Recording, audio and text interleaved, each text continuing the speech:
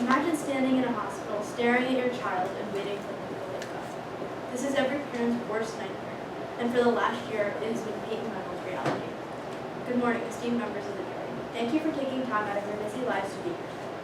My name is Mira, and I am an associate with Kirkland & Ellis. Today I will be representing the plaintiff, Peyton Reynolds.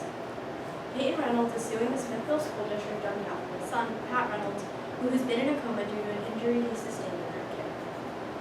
Dalton Fisher and Smithville School District are being accused of negligence. As the judge will tell you, this means that they had a duty as a plaintiff, that there was a breach of this duty, and that this breach of duty was the proximate cause of damages. When you assess this case, you must determine the facts to evaluate whether or not the plaintiffs were negligent. You must make a decision by a preponderance of the evidence. This means that there is more evidence supporting the plaintiff than the defendants. In September 2013, Pat Reynolds entered his senior year of high school. He was a social, involved member of the community, and he was looking forward to one last year of high school before going off to college. Among the many clubs he participated in was the Young Leaders Club, which allowed the school's best students to attend the Metropolitan Youth Leadership Conference. Every year, this conference helps students develop leadership skills, work together, and enjoy a weekend in Metropolitan with like-minded peers. On September 26, 2013, just one day before the trip was supposed to happen, the head chaperone for the field trip had a medical emergency and prevented her from attending.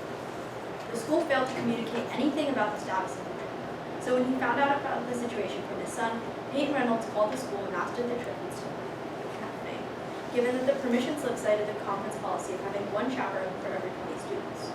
Although he was never told the ultimate decision, it became clear that the trip would continue with only the assistant chaperone, Dalton Fisher.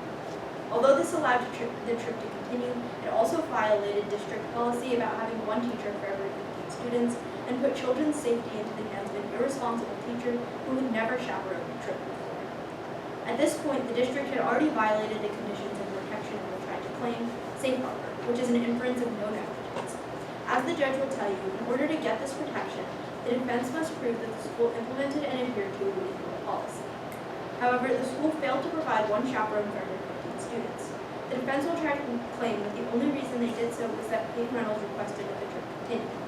However, it was not Mr. Reynolds' job to know school policy or how best to chaperone students. The district made a frivolous decision, and now the Reynolds family is paying the consequences. To understand what happened, we will call 3 witnesses. You will hear from Avery Harris, who was Pat's roommate at the conference and the only person there to support him at the time of the incident. He will explain what he and Pat were doing at the conference and what ultimately led to his friend's severe injury. On the first night of the conference, Pat experienced a bit of dizziness as part of a pre-existing condition, which he was being medicated for. There was a simple cure: food. However, it was past curfew, and when Pat reached out to Mr. Fisher, he received no support. He will tell you how indifferent their teacher was to Pat's medical condition, which forced them to handle the situation themselves.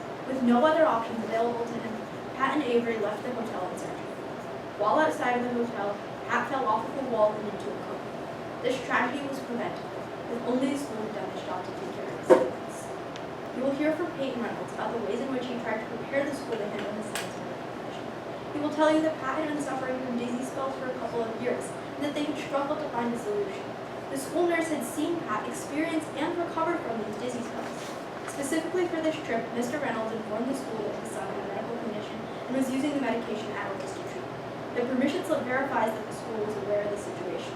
They did not follow up on the matter, nor did they have a plan to handle it. As a parent, Mr. Reynolds expected his son to be safe in the care of the school, but when it came time to actually respond to the problem, it was woefully unprepared. Dr. Bailey Thompson, who is an expert in the field of education, will tell you just how unprepared the school district was.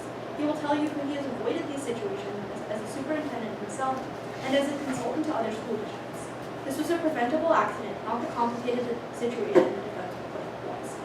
Considering their weak response to a student in their care suffering from a health problem, the situation seems clear. Dalton Fisher and the school district proved themselves unreliable and forced a student to take care of himself.